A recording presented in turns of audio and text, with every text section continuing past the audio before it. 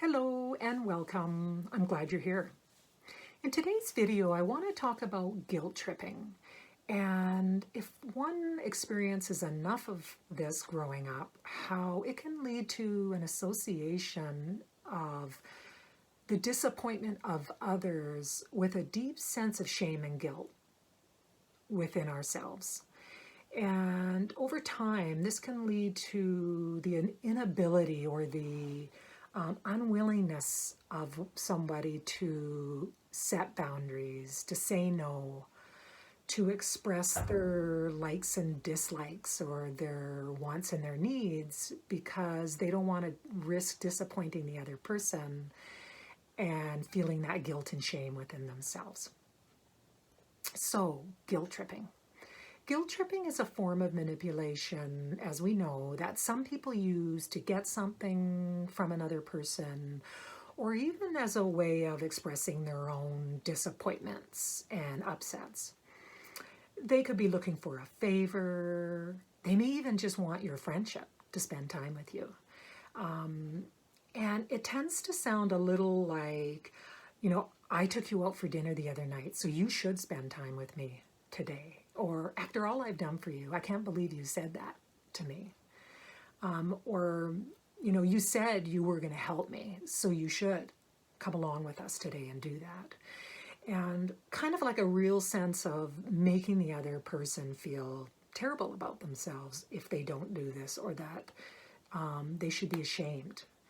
And this can often come from our caregivers growing up, other family members, spouses, or even really close friends. And over time, and not wanting to disappoint other people and feeling that shame, we could eventually just give in and comply. Because this shame and guilt comes up, and we feel we've really disappointed that person and we want them to feel okay with us, we just end up doing what they want to do and sort of sacrificing our own truth, our own likes and dislikes and wishes to avoid that disappointment from others. And then if you're watching this video, as adults, we come to a point where we're kind of frustrated with this behavior. We're kind of mad at ourselves for not speaking up because, we're feeling the results of not taking care of ourselves, tired, taking on too much, not speaking our truth. So I want to offer like 3 steps that we can use to become aware of what we're actually experiencing when we arrive at this feeling of the possibility of disappointing others and this guilt and shame that we may feel within ourselves if we speak up.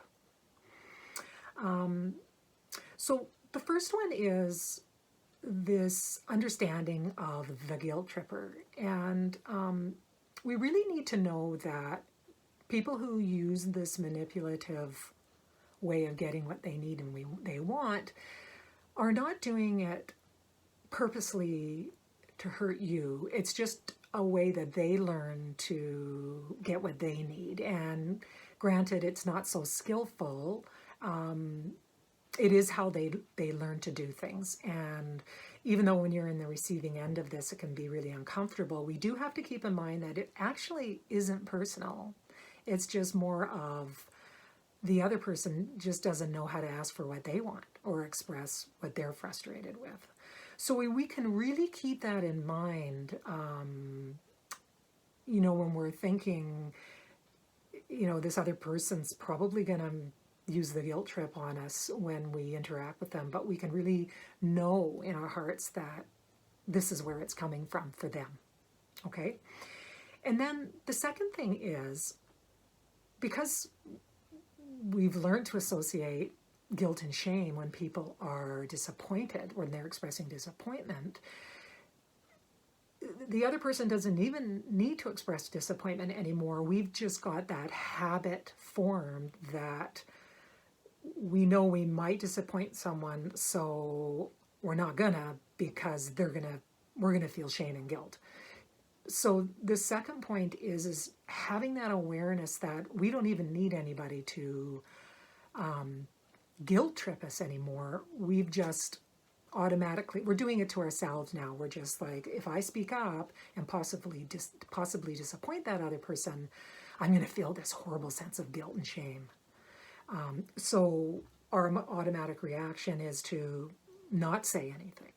So with the second step, we can build this awareness that the other person might not even feel disappointed when we express our truth. I mean, they might be a little disappointed, but they'll get over it. They can manage it.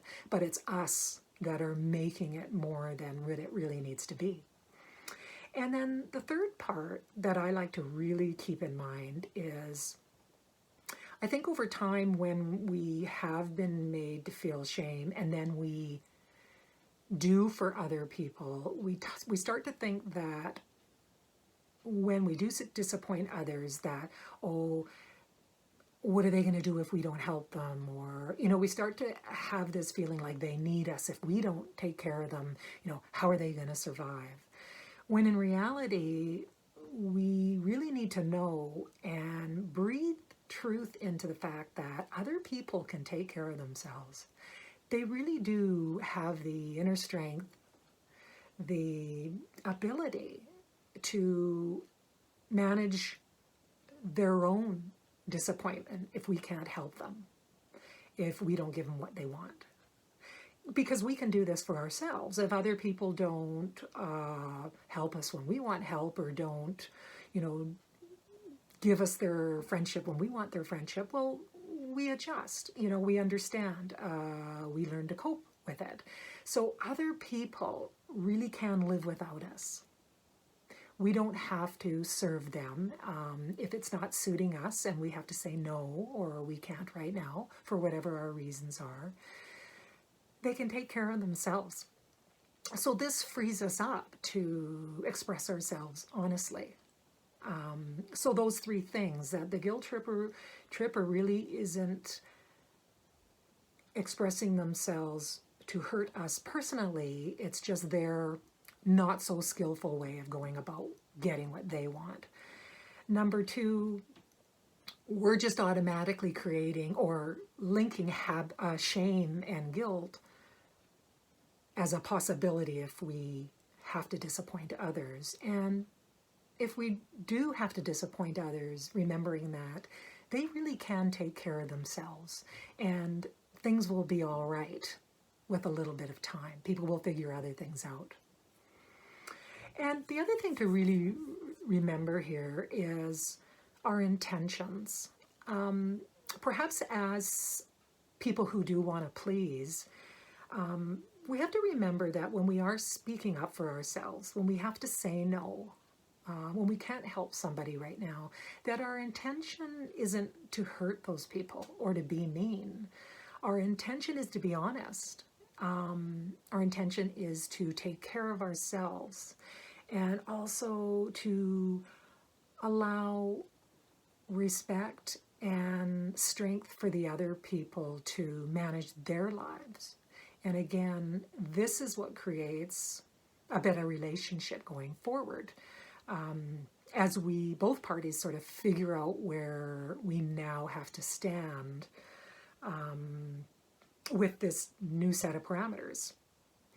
And this is where it takes a lot of courage and vulnerability for people who have to risk not pleasing people to make the changes within our minds and in our understanding with ourselves of how speaking our truth can look. It doesn't have to necessarily be about disappointment. It is purely about communication. So I hope this video has helped you in managing your guilt and shame in relation to disappointment with others. And I'd love to know your takeaway, having seen this video. And if you'd like some personal support with how self-doubt or unworthiness and guilt and shame is stopping you in expressing yourself in your life, Click on the link below and book yourself a free personalized mini coaching session with me, and we can talk about that. And as well, if you'd like to join my Facebook group, it's a private group with like-minded women where we talk about more issues like this. Feel free to join my Facebook group. And until next time, please take care of yourself. Thanks for watching, and bye for now.